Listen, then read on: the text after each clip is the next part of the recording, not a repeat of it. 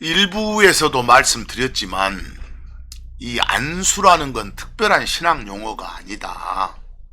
그냥 일반적인 손 얹기, 손 갖다 대기 이런 제스처에 대한 한자어 표현일 뿐이다 라는 말씀을 드렸습니다.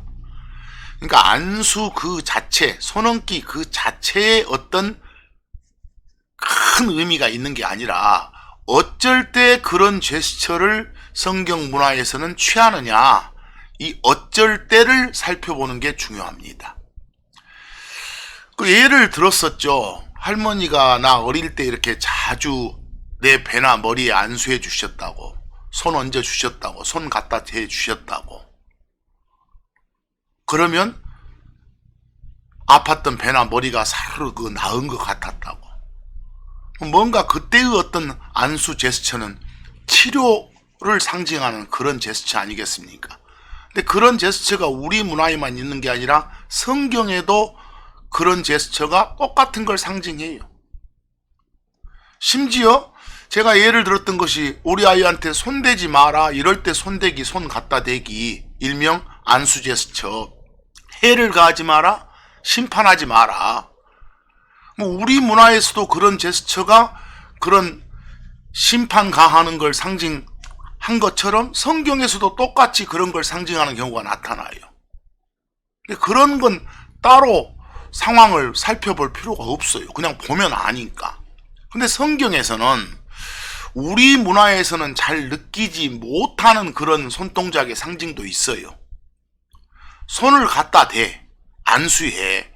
그러면 그 손을 통해서 무엇인가가 이렇게 상대방에게로 옮겨지는 걸 상징하는 경우들이 있어요.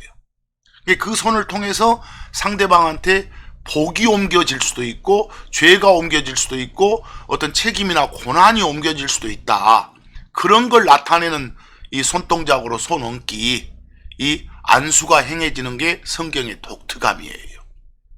실제로 이 시간에는 성경 구절 하나하나 보면서 이 손 얹기 동작이 나타났을 때 그런 동작을 어쩔 때 하고 있는가, 또 그 동작이 문맥으로 와서 뭘 상징하는가를 실제 하나하나 살펴보면서 공부를 해 나가겠습니다.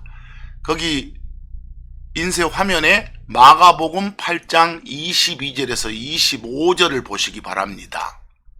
자, 거기에 적힌 내용 보면 거기 눈먼 사람이라고 나와요. 시각장애인을 말하죠. 자, 예수님께서 어느 날 갈릴리 지역에 있는 그 벳세다라는 도시에 오셨습니다. 그 지역 사람들이 그 시각장애인을 한 명 데리고 그분한테 왔어요. 그리고 부탁을 해요. 그 시각장애인을 좀 만져주십시오. 영어로 터치해 주십시오 라고 부탁해요. 뭐 여기까지만 봐도 왜 터치해달라고 부탁했겠어요? 요 시각장애인이 앞을 보지 못하는데 보게 좀 해주십시오, 치료해 주십시오 라는 건 금방 우리가 알 수 있잖아요. 자, 이 부탁을 받고서 23절 보니까 예수님이 어떻게 하신가 보세요. 그 시각장애인의 손을 잡고 데리고 나가서 그 다음 이 부분 영어를 보세요. 얹었다, his hands. 예수님 당신의 손을 누구에게? upon him. 그 시각장애인에게 얹었다 그랬어요. 손을 얹었다 했으니까 그 시각장애인에게 안수했다 그 말 아닙니까? 자, 어떤 부탁에 대한 행동입니까? 터치해달라 해서 안수했다. 그럼 결국 여기 터치, 만져주다 이 말도 달리 풀면 안수하다, 손 갖다 대다. 왜 이런 동작을 했냐? 뭔가 치료를 상징하기 위해서, 이 정도 아시겠잖아요. 뭐 이렇게 하신 다음에 예수님이 시각장애인한테 물어보죠. 어쩌냐 했더니 24절, 자관 또렷하게는 보이지 않아도 뭐가 그냥 나무처럼 생긴 사람, 뭐 생긴 것이 사람 같은데 왔다 갔다 하는 건 보입니다. 이 정도 말해요. 그래서 25절에서 다시 한번 예수님께서 put 얹었어요. his hands. 예수님 당신의 손을 again 다시 그랬어요. 아까 했던 동작을 반복했단 말 아닙니까? 자, 누구에게, 어디에게? 그 시각장애인의 눈에 손을 얹었다 그랬어요. 자, 아까 우리가 봤을 때는 요 23절에서는 그 시각장애인에게 안수했다 그랬고, 여기는 시각장애인의 눈에 안수했다, 눈에 손을 얹었다 그랬으니까 손을 얹으신 그 부위가 눈이었구나, 이 정도 알겠잖아요. 눈에 지금 문제가 있으니까. 자, 이렇게 동작을 반복했더니 이제 또렷하게 볼 수 있게 됐더라라는 것이 말씀이에요. 결국은 이 구절들 읽어보니까 뭔가 치료를 상징하는 제스처로 손얹기 동작이 사용되구나, 이 정도만 알고 넘어가면 되는 거예요. 그냥 이 부분에서 이 영어, 별표 영어가 뭐 안수했다라고 번역하건 손을 얹었다라고 번역하건 문맥 보고 그게 뭘 나타내는 제스처인지 읽고 나면 알 수 있으니까, 특별히 안수라는 표현 자체에다가 어떤 의미를 두지 마라 그 말입니다. 여러분 참고적으로 공부 하나 하겠습니다. 한자어 전가와 위임. 전가할 때 전자가 막 굴린다 할 때 구를 전자예요. 그리고 가자가 시집 보낸다 할 때 시집갈 가자예요. 뭔가 이쪽에 좋지 않은 걸 저쪽으로 굴려서 그냥 시집 보내는 거예요. 누구한테 뭘 덮어 씌우는 거, 이걸 전가시킨다 그래요. 그리고 위임은 약간 뉘앙스가 좀 긍정적으로 뭔가를 맡기는 거예요. 내 대신 처리해 주십시오라고, 내 책임이나 어떤 고난, 내가 해야 될 걸 갖다가 대신 처리해 주시라고 맡기는 거, 그걸 위임 그러죠. 자, 이런 단어를 좀 가지고 레위기 16장 21에서 22절의 손얹기 제스처는 어쩔 때 쓰는가를 살펴보겠습니다. 자, 아론이 나옵니다. 아론이. 이 내용은 주 하나님께서 아론한테 명령을 하세요. 그 명령한 내용이 염소 머리에다가 손을 얹으라게 해요. 그럼 그 아론의 손을 통해서 이스라엘 자손들의 모든 죄들이 그 염소한테로 옮겨진다는 걸 보여주는 그런 제스처를 취하라게 해요. 그럼 결국은 제물로 드려지는 그 염소가 사람들의 죄들을 덮어 쓴다는 걸 상징하는 제스처가 안수예요. 그러니까 성경에서는 뭔가를 다른 쪽에 떠넘길 때, 즉 전가시킬 때 그렇다는 걸 보여주기 위해 손 얹는 제스처를 쓰는구나 라고 알면 되는 거예요. 내용 한번 봅시다. 자, 아론이 염소 머리에 레이, 얹어요. his hands, 자기 손을 얹어요. upon, 접촉되게. 그럼 염소 머리에 안수해요. 자, 그러면 이런 제스처를 했구나 라고 알고 그 다음 가봤더니 그 사람들의 모든 범법들을 잡아가며 그것들을, 사람들의 모든 죄들을 어디에 두는 거요? 염소 머리에 두는 거예요. 그리고 나면 22절 염소가 그들의 모든 불법을 지 위에 덮어 쓰는 거예요. 짊어지는 거예요. 그럼 결국은 여기 아론이 했던 손동작, 얹었다, 자기 손을 염소 머리에, 그 말은 그 염소 머리에 안수했다 이 말 아닙니까? 뭐 여기에 우리가 보는 번역본 보니까 두 손으로 안수하고, 뭐 여기 안수에 이미 숫자 있으니까 요 손 할 필요 없죠. 차라리 안수보다는 염소 머리에 두 손을 얹고, 이게 더 좋은 편이에요. 자, 한 구절 더 보겠습니다. 민수기 27장 18에서 19절 그리고 22에서 23절을 보기 바랍니다. 여러분, 이 구절을 보기 전에요, 누가 누구에게 자기 대신 책임을 맡아서 처리해 주십시오, 이렇게 뭔가를 그 사람한테 위임할 때도 손 얹는, 손 갖다 대는 안수 제스처를 취해요. 이 구절들을 보면은 모세의 손을 통해서 하나님이 주시는 어떤 책임, 임무가 그 모세 부하인 여호수아에게로 옮겨지는 상황이에요. 이게 모세가 여호수아에게 책무를 맡기는 상황이라고 말입니다. 그럴 때도 흔히 하는 제스처가 손얹기구나, 이걸 아시면 돼요. 자, 여기 봅니다.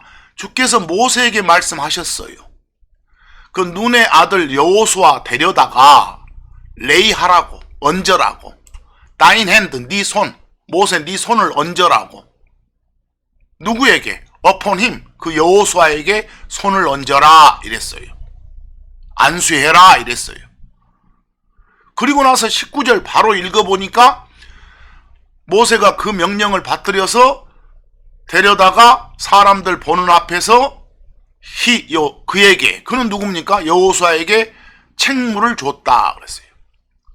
어떤 책임을 떠맡기는, 떠넘기는 그런 제스처가 손 얹는 제스처구나 이렇게 할 수 있잖아요. 그대로 이제 그 다음 가서 22, 23절에서도 같은 상황의 내용이 같은 것 반복인데요. 23절 보니까 여호수아 데려다가 레이드 모세가 어쨌다? 얹었다. 자기 손을 어프님 여호수아에게. 여기까지만 와도 지금 왜 이런 동작을 했는지 금방 다 알아먹었어요. 근데 하나님께서는 더 자세히 풀어주세요. 이 말은 결국은 그에게 책무를 주었다는 말이다 이렇게요. 그러니까 이런 영어가 있는 이런 부분들 번역할 때 lay thine hand upon him, 그에게 안수하고 해도 좋고 그에게 손을 얹고 해도 좋아요. 굳이 안수란 표현 써서 어떤 특별한 신앙 용어인가 이런 생각 갖지 않게 해달라 그 말입니다. 자, 이제 그 밑에 출애굽기 7장 4절을 보기 바랍니다. 여러분, 우리 문화에도 이런 손동작이 상징은 있었어요. 우리 아이한테 손대지 마라, 어떤 심판 상징하는 거. 이 출애굽기 7장 4절을 보면 이 하나님께서 모세한테 말씀을 전해요. 네가 파라오한테 뭐라고 해도 파라오가 너희들 말을 안 들을 거다. 그러면 내가, 여기서 나는 주 하나님이에요. 주 하나님인 내가 레이 얹겠다. my hand, 내 손, 하나님 손을 얹겠다. upon Egypt, 이집트한테 말은 내가 이집트를 안수하겠다. 내가 이집트에 손을 얹겠다. 내가 이집트를 손대겠다. 말 안 들으면 손대겠다 했으면 다 알아먹잖아요. 우리도 이런 표현 쓰니까 결국은 알아먹었는데 그 뒤에 더 명확하게 위해서 큰 심판들을 통해서 이때 제스처는 심판 상징하구나 알겠잖아요. 여기서도 이집트에 손을 얹으니까 결국은 손 얹다, 손대다, 손 갖다 놓다, 한자로 말하면 뭐예요? 안수죠. 그러니까 표현할 때 내 손을 이집트에 얹고 해도 좋고 내가 이집트를 안수하고 해도 아무 상관없어요. 이 표현이요. 자, 이제 사사기 18장 19절로 갑니다. 한 구절 한 구절 보면서 설명하겠습니다. 여러분, 이건 우리 문화에도 있는 거예요. 자, 누구의 어떤 행동을 막고자 할 때 그 손 얹는 제스처, 안수 제스처. 이 사사기 18장 19절의 배경은 단지파라고 있어요. 12지파 중에 이 단지파의 정탐꾼들이 미가란 사람 집에서 물건을 훔쳐 나오다가 그 미가란 사람 집안의 제사장 역할을 하고 있던 한 레위 청년한테 들켜요. 그럴 때 그 정탐꾼들이 그 레위 청년을 해유하는, 협박하는 그런 장면이에요. 자, 사사기 18장 19절 보면 그들이, 정탐꾼들이 그에게, 그 레위 청년한테 말을 해요. 잠잠하라! 쉿! 그 말이죠. 그래 놓고 그 다음 어떤 손동작이 나온가 봐요. 네 손을 입에 대라. 영어로 봅시다. 레이, 얹어라. thine hand, 네 손을 어디에? upon thy mouth, 네 입에 네 손을 얹어라. 네 입을, 네 손, 자, 네 입을 안수하라 그 말이에요.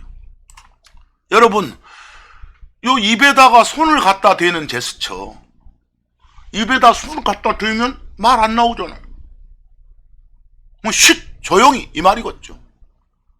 여기까지만 봐도 네 입에 안수해라, 손을 입에 대라, 이렇게만 표현하고 쭉 지나가도 조용히 하란 말이구나, 쉿! 이 소리구나, 금방 알 수 있잖아요. 그러면서 이제 해유를 해요. 우리랑 같이 가서 왜 이런 뭐 집안의 제사장 노릇만 하고 있을래? 더 큰 지파의 제사장이 되는 게 어떻니? 이렇게 권장을 하는 거예요.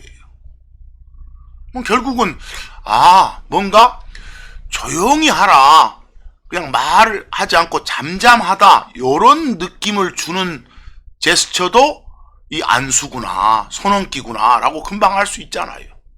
자, 이제 또 다른 상황을 봅니다. 창세기 48장 14절입니다. 창세기 48장 14절. 여러분들 이스라엘 그래서 야곱의 다른 이름이 이스라엘이고 이스라엘의 다른 이름이 야곱이죠. 거기 12아들들한테 이렇게 복을 빌어주는, 축복하는 그런 장면이 창세기 48장에 나와요. 근데 그 중에서 그 요셉의 두 아들이 므낫세하고 에브라임이에요. 근데 야곱이, 이스라엘이, 즉 요셉의 두 아들 므낫세와 에브라임을 축복하는 장면이에요. 근데 그럴 때 어떤 동작을 하고 있는지 한번 보세요. 므낫세가 요셉의 맏아들, 큰아들이었기 때문에 이스라엘이 자기 손을 유도해서 오른손을 내밀었고, 동생인 에브라임의 머리에 또 얹었고, 또 왼손을 내밀어서 므낫세의 머리에 얹었더라고 나와요.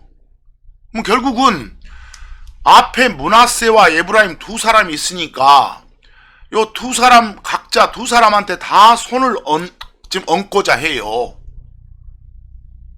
뭐 한 손씩을 얹어야겠잖아요. 여기서 이게 오른손은 에브라임 머리에 얹고 왼손은 므낫세 머리에 얹고 이런 식이에요. 뭐 손을 얹었다고 말은 한자로 표현하면 안수했다고 말 아닙니까? 그리고 나서 하나님한테 복을 비는 거예요. 이들에게 복을 내려주시옵소서, 이렇게요. 그럼 결국은 그 손동작은 뭘 상징하는 거예요? 그 손을 통해서 지금 하나님의 복이 그쪽으로 전달되어지는 걸 상징하겠구나라고 그냥 알 수 있잖아요. 그 정도 알면 되는 거지, 이 안수의 어떤 특별한 어떤 그 자체의 효능이 있다라고 생각하지 마시라 그 말이에요. 자, 이제는 사도행전 19장 4절에서 6절 봅니다. 역시 특별한 상황입니다. 자, 사도행전 19장요 4절에서 6절 상황은 에베소 지역에서 저 침례자 요한의 제자들을 만나요, 바울이. 그래서 바울이 그들의 구원을 확인해 보는 장면이에요. 확인해 봤더니 아직 제대로 구원을 못 받은 거예요. 그래서 바울이 그들한테 복음을 전하죠. 4절 보니까 그리스도 예수님을 믿어야 한다, 이렇게 예수님이 그리스도이심을, 주 하나님심을 받아들여야 된다라고 했더니 그 애들이 받아들였어요. 그리고 5절 그들이 이 말을 듣고 이제 받아들이고 침례를 받으니라 라고 나왔죠. 6절 보세요. 이 상황. 바울이 손을 얹었어요. 얹었어요. 손을 그들에게, 그랬어요. 그 말은 그들에게 손을 얹었다, 그 말은 그들에게 뭐 했다? 안수했다. 그랬더니 성령님께서 그들 위에 임하셨다라고 나오네요. 그러면 이 손얹기 제스처, 이게 상징하는 것이 뭔가 어떤 큰 능력이 또는 성령이 이렇게 옮겨지는 거, 임하는 걸 나타내는 경우도 있구나, 이 정도 알아두시면 돼요. 근데 이 구절들만 보고 반드시 누군가가 누구 머리 위에 손을 얹어야 어떤 성령이 임한다, 이런 식의 교리를 만들면 안 돼요. 하나 비교해 보실래요? 사도행전 10장 43, 45절 보면 베드로의 상황인데요. 베드로가 말씀을 선포해요. 누구든지 그분을 믿는 자는 그분의 이름을 말미암아 죄들의 사면을 받으리라. 믿어라. 그래야 구원 받는다, 이렇게요. 44절 보니까 베드로가 지금 그 말을 하고 있어요. 아직 이 말들을 할 때, 하고 있는 동안에 성령께서 그 말씀 듣고 있는 모든 사람 위에 임하셨다라고 나왔어요. 뭔가 손 얹었을 때 성령이 임했다가 아니라 말씀 선포를 하고 있는 동안에 성령이 임했다예요. 그러니까 이런 구절들을 보면 꼭 어떤 손을 넣는 동작을 취해야 성령이 임하는 거야. 이런 식의 이상한 교리를 만들면 안 되겠다는 말씀이에요. 지금까지 요 2부에서도 여러 구절들을 실제로 보면서 이 손얹기 동작, 안수 제스처가 어쩔 때 쓰이는가, 이런 식으로 한 구절 한 구절 살펴보면서 사용 사례를 보고 문맥 보고 느끼면 되는 거예요. 자, 여기까지 2부 마치고 좀 시간이 길어지니까 나중 3부에 가서도 역시 실전 연습하는 그런 시간을 갖겠습니다.